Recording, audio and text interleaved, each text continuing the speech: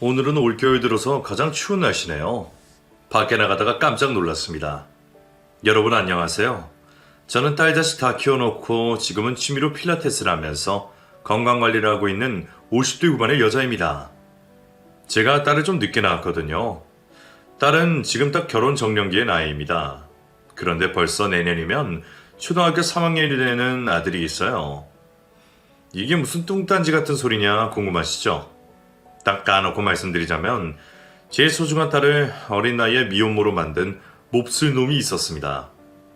한창 꾸미고 놀고 싶을 20대 젊은 나이에 애 키우며 고군분투하던 딸의 모습을 볼 때마다 어찌나 마음이 아팠는지 몰라요. 그리고 딸이 그렇게 만든 놈을 찢어발겨 죽이고 싶을 정도로 원망이 많았습니다.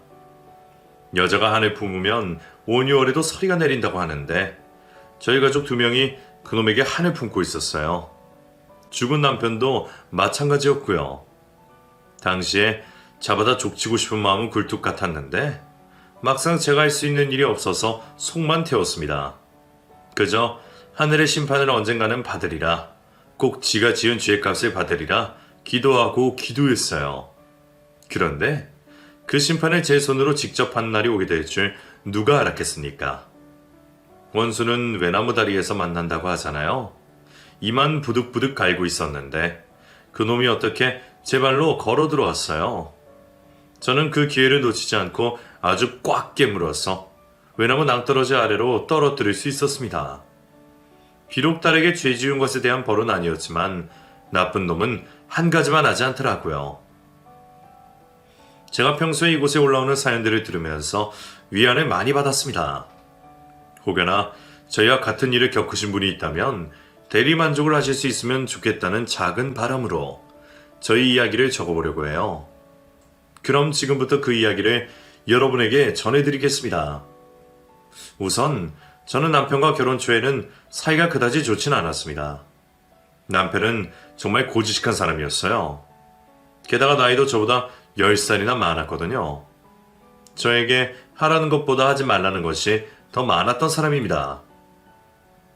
여보, 나 돈 벌러 나가고 싶어. 나 일할래.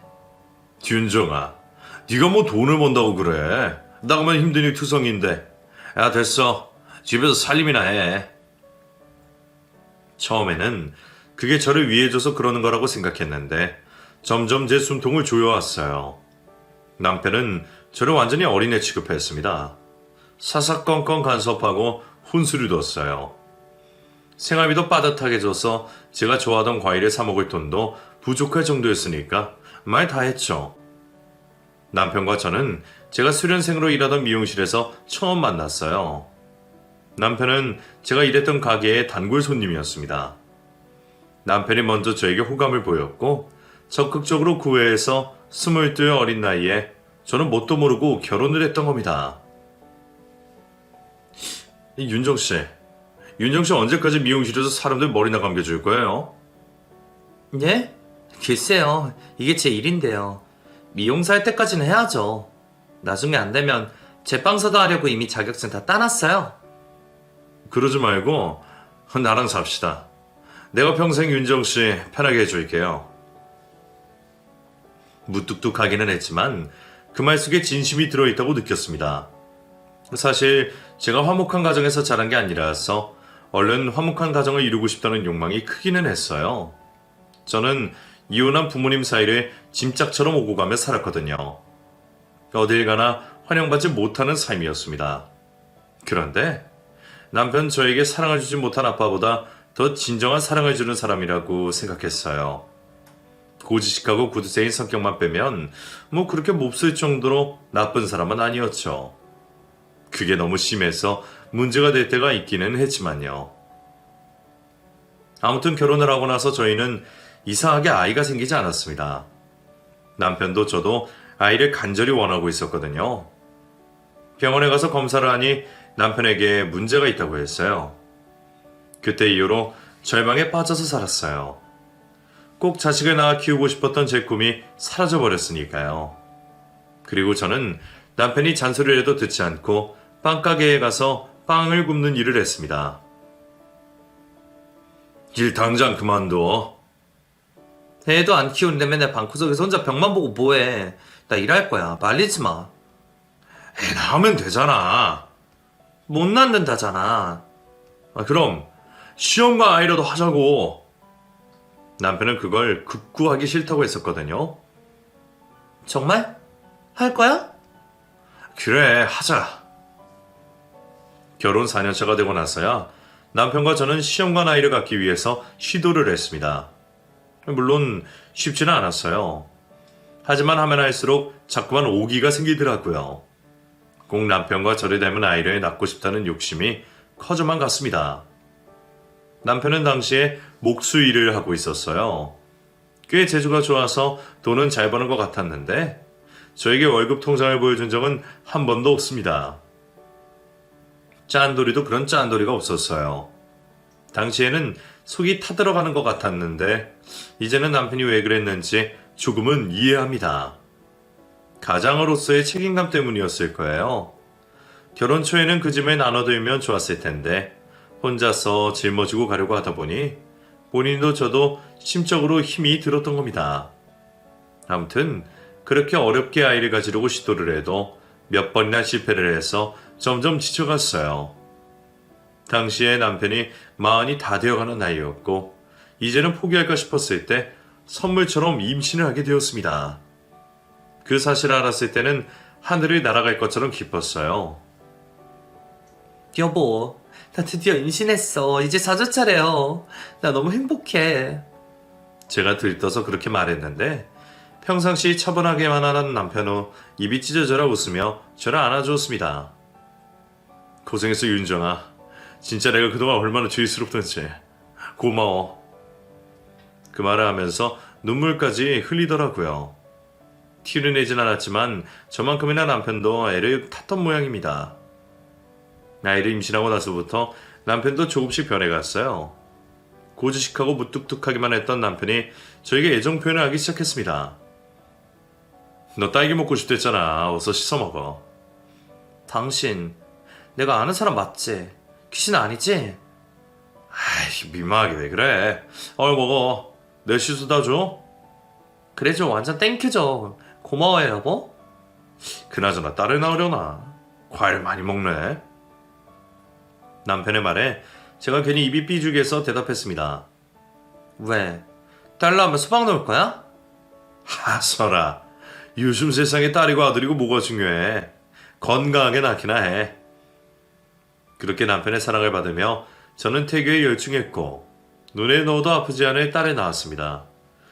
저와 남편의 예쁜 데만 골라서 닮아서 정말 신기했어요. 우리 예슬이는 어쩜 이렇게 예쁘게 생겼냐? 눈 까만 것 좀 봐. 아빠 닮았지 뭐. 그건 아니거든요. 남편은 항상 자기를 닮아서 예쁜 거라고 우겼어요. 그때마다 조금 억울하기는 했지만 그래도 딸의 탄생만으로 마냥 행복했습니다. 아이를 낳고 나서부터는 남편과 제 사이의 불화도 사라졌어요. 제가 꿈에 그리던 완벽한 가정을 이뤄내서 하루하루가 꿈만 같았습니다. 그렇게 저희 부부에게 정말 소중한 딸을 낳아서 남들 하는 건 다 시켜주고 사랑 듬뿍 주면서 열심히 키웠습니다. 딸이 온 집안을 환하게 밝혀주는 것 같았어요. 워낙에 애교도 많고 하고 싶은 것도 많은 건강한 아이였거든요. 그 흔한 사춘기도 속 썩이지 않고 잘 넘어가줘서 정말 고마웠습니다. 딸은 저에게 이야기해주는 걸 좋아했어요. 학교에서 있던 일이나 힘든 일이든 좋은 일이든 모두 저희 부부와 나누려고 했습니다. 고등학생이 되자 딸의 다른 친구들은 다른 남학교 학생들과 미팅도 하고 연애를 하는 모양이었어요. 엄마, 현정이 알지? 걔는 땡땡고 2학년 오빠랑 연애한대. 요즘 아주 입이 귀에 걸렸어. 그래? 예슬이도 남학생들한테 인기 많잖아. 우리 딸을 좋아하는 오빠 없어? 제 물음에 딸은 질색하며 대답했습니다. 없어. 징그러. 나 나중에 대학 가고 나서도 한참 뒤에 고르고 골라서 좋은 사람이랑 연애할 거야. 우리 딸 까탈스럽네. 그래. 서로 의지하고 뭐든 나눌 수 있는 좋은 사람 만나서 연애해. 뭐 급하냐? 하나도 안 급하다. 나이가 몇 살인데? 맞아. 난 늦게 연애하고 결혼도 늦게 할 거야. 그랬던 저희 딸이 그런 몹쓸 일을 겪게 되리라고는 상상도 하지 못했습니다. 딸은 열심히 공부를 했고 원하던 대학에 원하던 학과로 입학을 했습니다. 그때부터 저희 가족에게는 악몽이 시작되었습니다. 딸의 대학 입학식에는 여러 지역에서 올라온 학생들이 많았어요. 그리고 선배들도 있었고요. 그냥 마냥 아이들로만 보이는 그 애들 중에 제 딸의 인생을 망쳐놓은 한 사람이 있었습니다. 만약 그 사실을 그때 미리 알 수 있었다면 저는 절대로 딸이 학교 MT를 가는 걸 허락하지 않았을 거예요. 그런 생각을 평소에 수백 번도 더 했답니다. 아무튼 딸은 대학생활을 하면서 친구도 많이 사귀었습니다. 그런데 어느 날부터 복학한 선배 한 놈이 제 딸을 따라다닌다고 하더라고요. 우리 딸 학교 생활은 재밌어? 근데 엄마. 왜? 무슨 일 있어? 아니, 우리과에 군대 다녀서 복학한 선배 한 명이 있거든? 동기들은 그 선배가 잘생겼다고 좋아하는데 나는 뺀질뺀질하고 허세만 많아 보여서 싫어하거든. 근데 그 선배가 자꾸 나한테 사귀자고 들이대. 애들한테 예슬이 자기 거니까 건들지 말라는 소리를 하지 않나. 진짜 불편하고 어떻게 해야 할지 모르겠어. 뭐? 그런 놈이 있어? 싫다는데 왜 그런데? 웃기는 놈이네. 그냥 무시해버려. 무시할 수가 없어. 그 선배가 하도 그러고 다니니까 동기들이 다 예슬이는 상훈 선배 애인이라니 그런 헛소리 하잖아. 나 너무 스트레스 받아. 딸이 그런 이야기를 하면서 인상을 찌푸리는데 저도 걱정이 되더라고요. 하지만 어떻게 해결해줘야 할 방법을 찾지 못했습니다.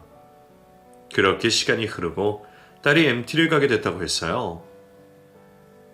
난 안 가겠다고 했는데 의무적으로 다 가야 한다고 해서 가야 돼. 의무적인 게 어딨냐. 가기 싫으면 가지 말지. 거기 막 가면 막 술 먹이고 그러지 않아? 엄마랑 아빠는 술 못하는데 우리 딸 술은 마실 줄 알아? 아니? 난 안 마실 거야. 그냥 조용히 있다가 와야지. 2박 3일만 잘 버티면서 그냥 친한 여자 동기들이랑만 놀다 올 거야.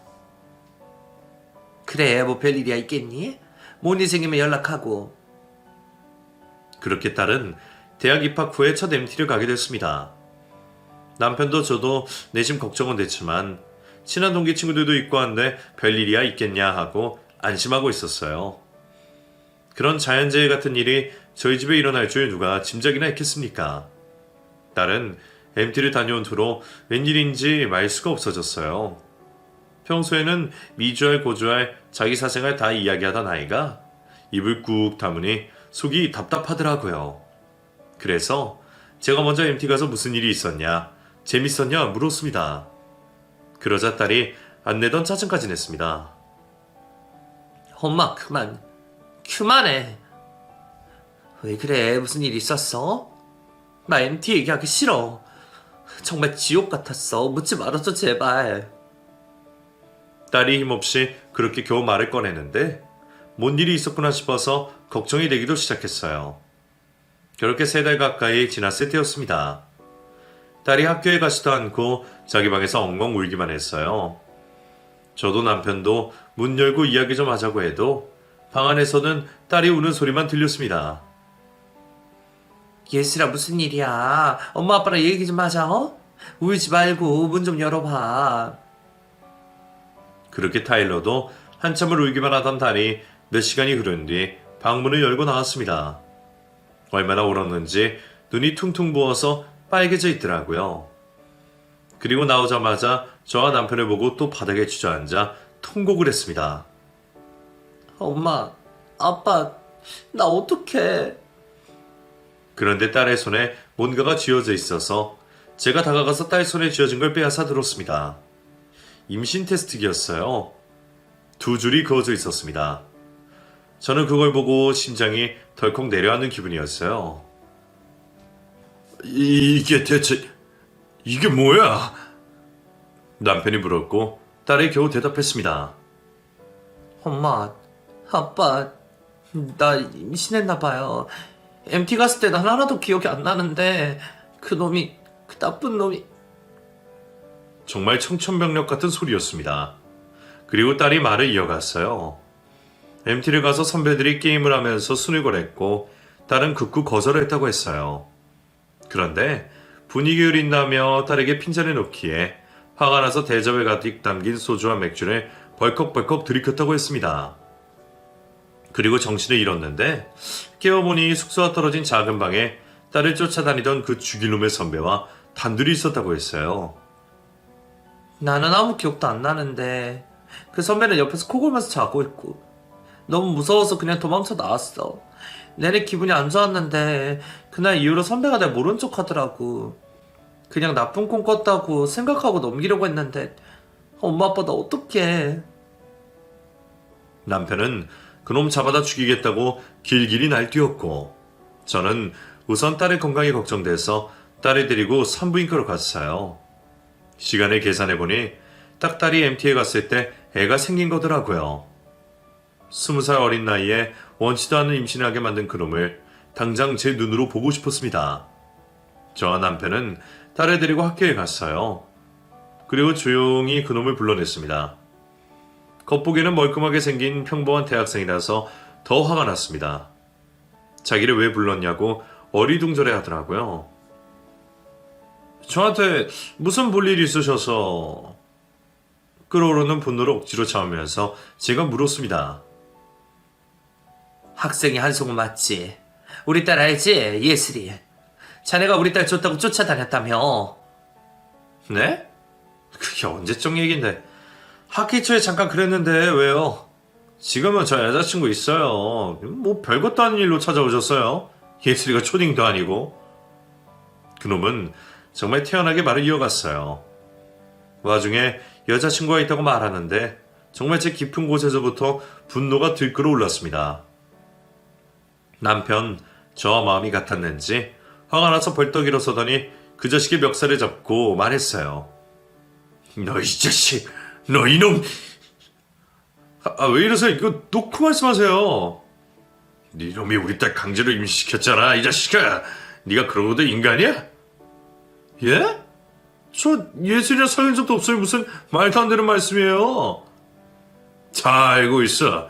MT 가서 네가 강제로 우리 딸 술 먹여놓고. 남편은 차마 말을 잊지 못했습니다.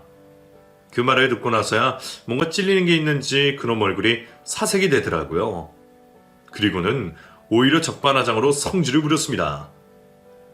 아니, 그때는 다 같이 술 먹고 필름 끊겨서 저도 기억나는 게 없어요. 증거 있어요? 증거 있냐고요? 그 애가 제일 안 증거 있어요? 왜 엄한 사람 찾아서 난리예요? 증거? 이런 뻔뻔한 놈을 봤나. 애 낳고 친정검사 해보면 나오겠지. 너 이놈 우리가 가만 놔두나 봐라. 아이고 무서워라. 마음대로 하세요. 어떻게 그런 놈이 다 있는지 정말 치가 떨렸습니다. 그날 딸 학교에서 만난 딸의 동기들도 MT 때 그놈이 저희 딸에게 술을 먹이고 이야기 좀 하자고 끌고 나갔다가 돌아오지 않았다는 이야기를 해주었습니다. 하지만 이미 시간이 많이 흘렀고 정황상 그놈의 죄는 확실했지만 어떻게 처벌할 방법이 없어서 애가 탔어요. 딸은 결국 휴학을 선택하고 집에 머물었습니다. 마음은 아프지만 낙태를 하자고 딸에게 권했어요.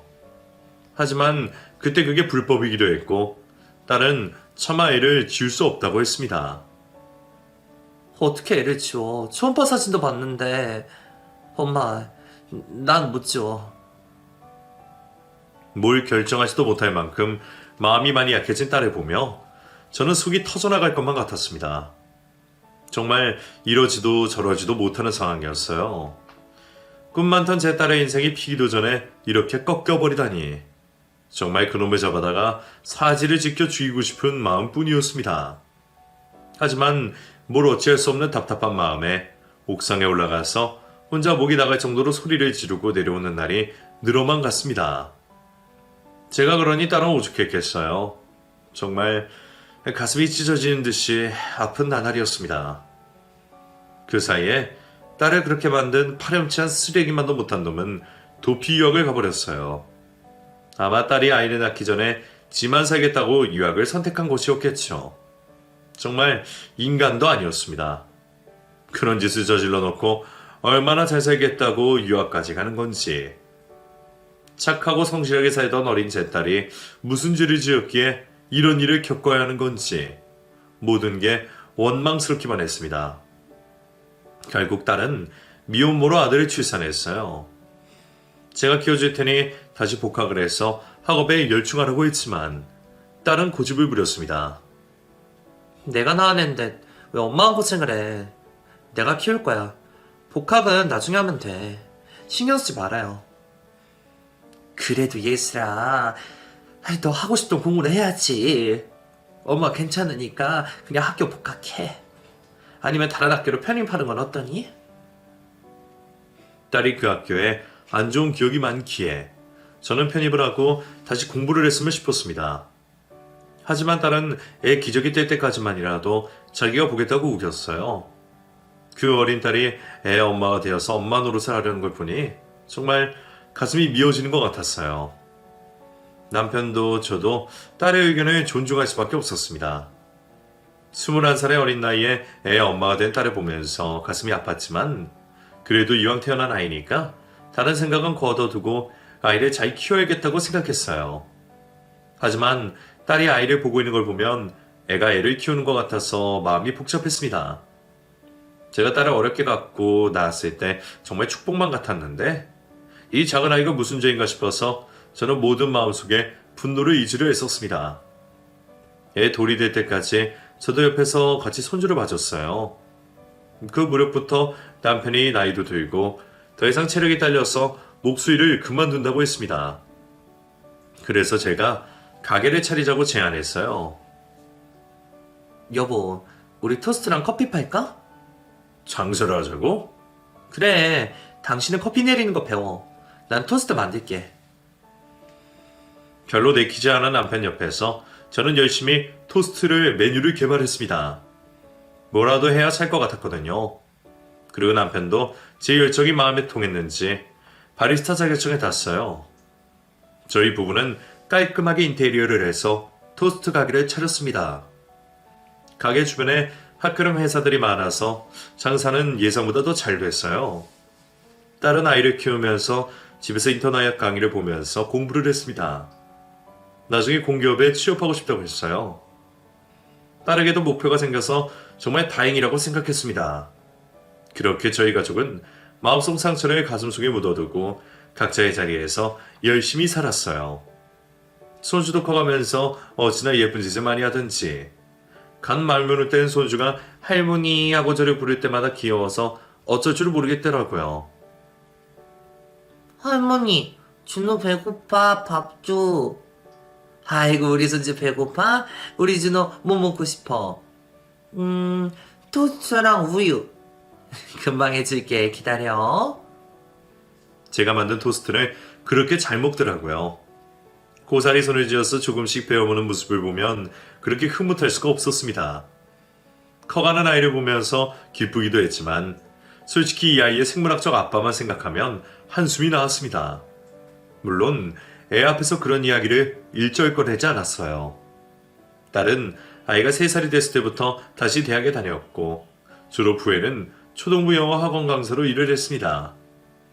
아이가 초등학교에 입학하면 공기업에 취업을 하겠다고 했어요. 남편의 애들 없을 때 가끔씩 저에게 말했습니다. 우리 예슬이 보면 안쓰러워 죽겠어. 하고 꿈이 그렇게 많던 애인데 꿈 한번 제대로 펼치지도 못하고 미혼모라고 손가락질이나 받고 말이야. 그놈은 지 살겠다고 유학까지 가서 잘 살고 있겠지? 내가 아주 만나면 모가지를 비틀어 놓을 거야. 그런 생각하면 끝도 없어. 예슬이 씩씩하게 잘 사는데 뭐.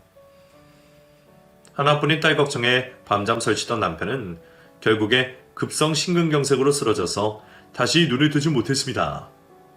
피곤해서 집에 가서 쉬겠다고 해서 먼저 들어보냈는데 집에 가니 남편이 숨을 쉬고 있지 않았습니다. 처음에는 장난을 치는 줄 알았는데 그런 장난을 칠 사람이 아니라서 저는 억지로 깨우려고 했지만 이미 숨을 거둔 남편은 끝내 눈을 뜨지 못했어요. 그렇게 허망하게 가기 전날에도 남편은 딸 걱정뿐이었습니다. 내가 알아보니까 그놈의 자식 한국 들어왔더라고. 내가 조만간 찾아가서 다 조져놓을 거야. 남편이 그렇게 이야기를 했었습니다. 겉으로는 그러자고 맞장구를 쳐주었지만 찾아가봐야 발뺌만 할 테고 그럼 우리 속만 더 찢어질 것 같은 것은 안 봐도 비디오였어요. 그런데 그렇게 허망하게 가버렸으니 그 한을 어찌다 말할 수 있을까요? 장례식장에서도 딸도 저도 눈물만 흘렸습니다. 아빠, 미안해요. 미안해요. 딸은 그렇게 말하며 울었습니다. 그런 딸의 마음이 어떤 마음인지 알아서 저는 딸 옆에서 위로만 해줬어요.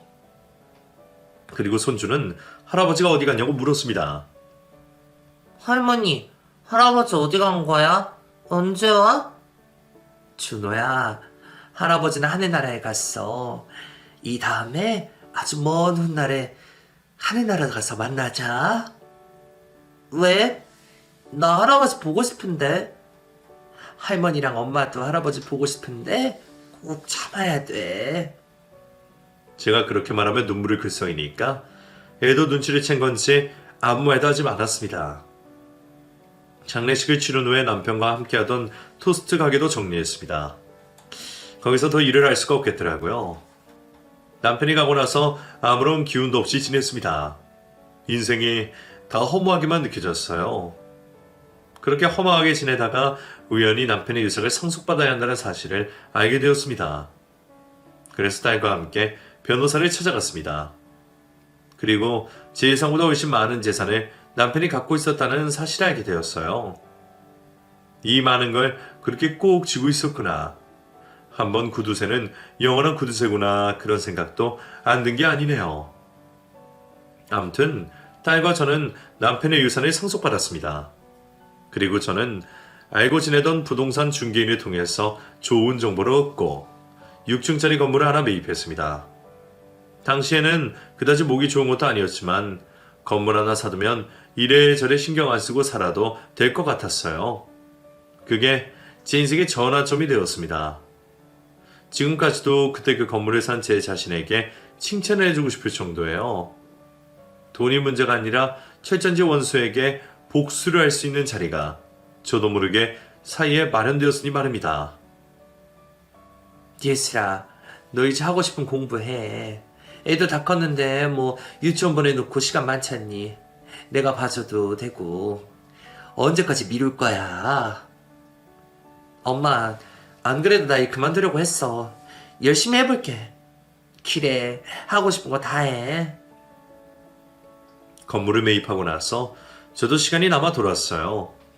손주를 유치원에 보내놓고 딸은 공기업에 취업하기 위해 열심히 공부를 했고 저는 집안일을 하며 화초를 길렀습니다. 그러다가 가끔씩 부동산 중개인을 만나러 가기도 했어요. 그런데 어느 날 부동산 중개인이 저에게 이상한 말을 꺼냈습니다. 사모님, 거기 203호는 월세 꼬박꼬박 잘 내고 있어요? 네? 아, 왜요? 확인을 안 해봤네. 아이고, 큰일 나시려고. 확인해 보셔야죠. 사실 그 203호 거기 뭔 도시락 전문 배달업체라고 하는데 음식하는 꼴도 못 받고 월세도 어찌나 많이 밀렸던지. 전 건물주가 탈탈 털어내서 박아다니기는 했는데 또 그렇게 밀리면 안 될 텐데. 어머, 그래요? 예, 그놈 그거 악질이라서 그 사무실에서 이상한 짓을 한다는 소문도 있고. 그걸 왜 진작 말 안 했어요? 아니, 나는 전 건물주랑 그런 일 있고 나간 줄 알았지. 거기서 불법이라도 저지르고 있으면 어떡해요. 아유, 정말. 그러니까 제가 지금 말씀드리잖아요. 부동산 중개인의 말을 듣고 왠지 너무 불안하더라고요. 그리고 확인해보니 정말로 그 사무실에서는 제가 건물 매입한 후로 한 번도 월세를 내고 있지 않았습니다. 아무래도 안 되겠다 싶어서 건물 관리인과 저 둘이서 그 한 사무실을 찾아갔어요. 도시락 배달업체라더니 그런 티는 하나도 나지 않고 철문으로 되어서 바깥에 잠금장치를 어찌나 많이 해놨던지 딱 봐도 많이 수상했습니다. 심호흡을 하고 아무리 문을 두드려도 열어줄 생각을 하지 않았어요. 잠시 후에 귀를 대보니 안에서는 웬 남자의 신음소리만 들렸습니다. 그러자 관리인이 저에게 말했습니다. 이거 아무래도 뭔가 일이 터질 것 같은데. 경찰 부를까요? 그 물음에 저는 당장 그렇게 하시라고 대답했습니다. 한참 문 앞에서 이러지도 저러지도 못하고 있는데 벼랑간 슬쩍 문이 열리더라고요. 문을 열고 나온 사람을 보고 저는 그 자리에서 얼어붙었습니다. 저는 그놈을 한눈에 알아볼 수 있었어요. 너 이 자식. 인상이 예전보다 더 험악해져 있더라고요. 아, 누구세요? 왜 나무대신 사무실 앞에서 난리야? 너 나 몰라? 너 예슬이 기억 안 나? 예슬이가 누구? 아, 그때 그 아줌마가 여길 왜? 나 이 건물 주인이다. 월세 받으러 왔어. 몇 달이나 밀렸는 줄 알아? 여기서 무슨 꿍꿍이 짓을 하고 있는 거야? 남의 딸 인생 망쳐놓고. 그렇게 말하며 저는 그 사무실로 들어가려고 했습니다. 그런데 몸으로 막아 서더라고요. 얼핏 보니 사무실 안에는 피를 흘리고 쓰러진 남자가 있었어요. 그걸 보니 소름이 끼쳤습니다. 그놈은 저를 데리고 밖으로 나가려고 했습니다. 일단 나가세요. 여기서 그러지 마시고 월세 그거 갚으면 되잖아요. 그나저나 아줌마 이렇게 부자였어? 가긴 어딜 가. 너 깡패냐? 저기 안에 사람 죽어가는 거 아니야? 아이, 일단 나가시라고요. 그렇게 그놈의 손에 이끌려 건물 밖으로 나갔는데 때마침 경찰이 도착했어요. 저는 경찰에게 말했습니다. 선생님들 빨리 안에 들어가 보세요. 이놈이 사람을 팼어요. 저 안에 웬 남자가 기절해 있어요. 얼른요. 그런데 이미 경찰도 그 사실을 알고 있었더라고요. 압수수색 영장까지 들고 왔습니다. 들어갔더니 난리도 아니었어요. 외소한 체격의 남자가 피를 흘리며 쓰러져 있었습니다. 그리고 그 사람을 둘이서 폭행한 모양이었어요. 불법 대부업체 운영 신고받고 왔습니다. 두 사람 소에 같이 갑시다. 그리고 경찰은 미란다 법칙을 읊었어요. 경찰의 말에 저희 가족의 철찬 지원수였던 그놈이 안절부절하며 대답했습니다. 아니에요. 저 그런 거 안 했어요. 아줌마, 아니 예슬이 어머니, 건물지라서 아시잖아요. 여기 도시락 배달업체예요. 말 좀 해주세요. 그놈은 뻔뻔하게 저에게 매달리더라고요. 나도 그런 줄 알았지. 하여간 하나만 하는 놈은 없다더니. 나와 이 자식아. 아니라고요. 저기 장모님. 벼랑 끝에 몰렸는지 그놈은 있는 소리 없는 소리 다 해대며 저를 자꾸 늘어졌습니다. 저기 장모님, 저 한 번만 용서해 주세요. 장모님, 저희 아들은 잘 크고 있어요? 에? 그 말을 듣는데 깊숙한 곳에서부터 분노가 끌어올라왔어요. 그래서 저는 그대로 옆에 화장실에 가서 마대걸레 빨던 물이 든 양동이를 가져왔습니다. 그리고 소리를 쳤어요. 경찰 선생님들 비키세요. 비켜요. 이라 이 쌍놈의 자식아. 이거 하나 받아라. 그리고 그놈에게 그 더러운 물을 머리부터 발끝까지 획 뒤집어 씌웠습니다. 캑캑대며 난리를 부리더라고요. 그때가 1월 초 한창 한파가 몰아닥치던 시기였습니다. 더러운 물을 뒤집어 쓴 그놈은 덜덜 떨면서 어쩔 줄을 몰라 하면서도 혀를 놀렸습니다. 어머님, 이러시면 곤란해요. 제 자식 잘 지내고 있죠? 어머님? 네 자식? 여러 죽을 놈이 어디서 뚫린 입이랑 짓거려? 저는 마대자루로 그놈을 내리쳤어요. 옆에서 경찰들이 말리는 바람에 더 때리지는 못했습니다. 끝까지 파렴치한 놈이었어요. 정말로 저한테 이러시면 곤란합니다. 그래 이놈아 말 잘했다. 여기 경찰도 있겠다. 그래 네 지혜 다 말해둘까? 아니, 그게 아니라 그거 공소쇼 끝났을 텐데. 그렇게나마 그놈의 입에서 죄를 인정하는 말을 들을 수 있었어요. 그 이야기를 들으니 저는 분통이 터졌습니다. 내 딸 인생 망친 걸로 모자랐냐? 애꿎은 사람들을 왜 괴롭히고 살아? 벌받아 죽을 놈아. 이 에라이 더러운 놈아. 감옥 가서 평생 썩어라. 그놈은 그대로 경찰서로 끌려갔습니다. 알고 보니 배달업체라고 거짓 신고를 하고 제가 매입한 건물 그 사무실에서 불법 대부업체를 운영하고 있었더라고요. 대부업체 운영에 사기까지 치고 다녀서 이미 집행유예를 선고받았던 놈이었습니다. 우리 딸을 그렇게 만들고 도피 유학을 갔던 놈이 사기꾼이 되어서 돌아와 사회 악으로 살고 있었던 거예요. 정말 어처구니가 없었습니다. 소 뒷걸음질하다 쥐잡은 격이긴 했지만 그 천하의 몹쓸 놈을 결국엔 제 손으로 잡을 수 있었던 거예요. 죽은 남편이 마치 저를 그놈 앞으로 데리고 간 것처럼 말입니다. 저는 그날 집에 가서 끙끙 앓았어요. 딸에게 이 사실을 모두 말해줘야 하나 말아야 하나 고민이 됐습니다. 당시에 딸은 공기업 시험 준비 중이었거든요.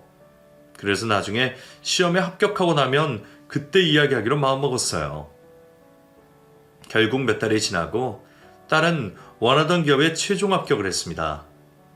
그리고 그저께서야 저는 제가 그놈을 만났고 그놈을 경찰에 쳐낸다는 얘기를 해주셨어요. 처음에는 깜짝 놀라더니 담담하게 제 얘기를 다 듣고 딸이 말했습니다. 엄마 고생이 많았네. 에휴, 그냥 말해도 되는데 왜 지금까지 얘기 안 했어? 괜히 또 소화리 했구나. 난 우리 딸 걱정돼서. 아무튼 그놈 징역 5년 받았다더라. 그게 말이냐 방구냐. 어떻게 그렇게 나쁜 놈이 징역 그것밖에 안 받아. 그놈은 사회에 나오면 안 돼. 제 말에 딸이 대답했습니다. 이미 지난 일이야. 난 사실 그 인간이 괜히 우리 준호 만나서 난리칠까봐 그게 무서워. 근데 이미 다 각오하고 있어. 난 예전처럼 약한 사람이 아니야. 나 이제 누구보다 단단하니까. 엄마 걱정하지 마세요. 내 걱정도 이제 그만하고. 그래 예슬아, 그놈 그거 싹 다 잊고 준우랑 우리 셋이서 잘 살자. 그리고 그놈 이미 결혼해서 애도 있다더라. 그런 놈이 무슨 염치로 또 우리한테 몹쓸 짓을 하겠니? 그래요? 애가 있대요? 아이고. 엄마, 우리 그 인간 이제 싹 잊어버려요. 그래, 그러자. 딸도 그렇고 저도 사실 내심 걱정이 됐어요. 눈앞에 나타나기만 하면 꼭 복수를 해주겠다고 생각했지만 막상 나타나니 후일에 무슨 일을 저지를까봐 그게 무섭더라고요. 그래서 제가 그럼 뒷조사를 좀 해봤습니다. 유학 시절에 공부하러 간 여자를 어떻게 끼워내어서 결혼을 했더라고요. 애도 낳았는데 그놈이 조금이라도 양심을 가진 인간이라면 자기 가족이 있으니 저희에게 딴소리하지 않기를 바라야만 했습니다. 나쁜 놈은 죄값을 받으러 감옥을 갔는데도 왜 피해자인 저희가 불안에 떨어야 하는지 정말 미친 노릇이었네요. 당시 저는 만약 그놈이 출소해서 준호가 지 자식이라느니 하면서 저희 세 가족을 또 힘들게 하는 일이 있다면 그때는 정말 그놈 죽이고 저도 죽을 각오였어요. 그런데 그런 걱정도 잠시 정말 웃지 못할 일이 생겼습니다. 그놈이 감옥에서 자살을 했다고 했어요. 감옥에서 다른 친구들에게 괴롭힘을 받다가 끝내 자살로 생을 마감했다는 겁니다. 제가 하도 불안해서 그놈이 알고 있는 제 건물을 팔려고 부동산을 찾아갔다가 들은 말이에요. 사모님, 그놈 그거 죽었대요. 뭐라고요?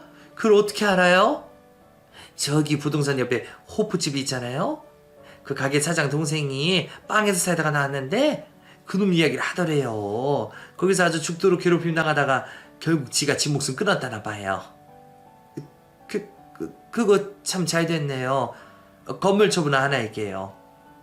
그러세요. 그 동네 재개발돼서 그 건물값도 천정부지를 치솟을 텐데 지금 팔면 아깝죠. 처음에는 그놈이 죽었다는 사실을 믿을 수가 없어서 어리둥절했어요. 하지만 시간이 갈수록 저도 모르게 웃음이 나고 속이 후련해졌습니다. 딸도 티는 내지 않지만 그놈이 무슨 짓을 할까봐 걱정을 하고 있을 거여서 저는 딸에게 그 소식을 전했어요. 그랬더니 딸도 안심한 듯이 그제서야 한숨을 푹 내쉬면서 눈물을 흘렸습니다. 엄마, 나 사실 너무 걱정됐어. 그 인간이 우리 준호 괴롭힐까봐. 나는 괜찮은데 우리 준호한테 몹쓸 짓 할까봐. 나 이제 속이 후련해. 그래, 네가 말은 그렇게 해도 얼마나 속앓이가 많았냐. 엄마는 다 알아. 예슬아, 이제 우리 아무 걱정하지 말자, 알았지? 엄마. 엄마도 저 때문에 마음고생 많았어요. 그날 저희 모녀는 부둥켜 안고 몇 시간이고 눈물을 흘렸습니다. 정말 긴장하고 살았던 날들이 눈 녹듯이 다 녹아내리는 것 같았거든요. 그리고 여전히 딸과 제 손주와 저, 이렇게 저희 세 식구는 함께 살고 있습니다. 손주 커가는 거 보면 정말 세월이 참 빠르다는 생각이 드네요. 저는 인과응보를 믿으려고 해요.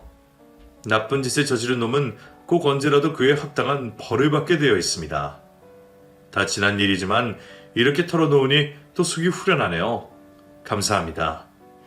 저는 앞으로도 저희 세 식구와 건강하고 행복하게 잘 지내려고 해요. 아직 살 날이 많으니까요. 이제 곧 새해가 밝는데 여러분들도 항상 건강하고 행복하시길 기도드리겠습니다.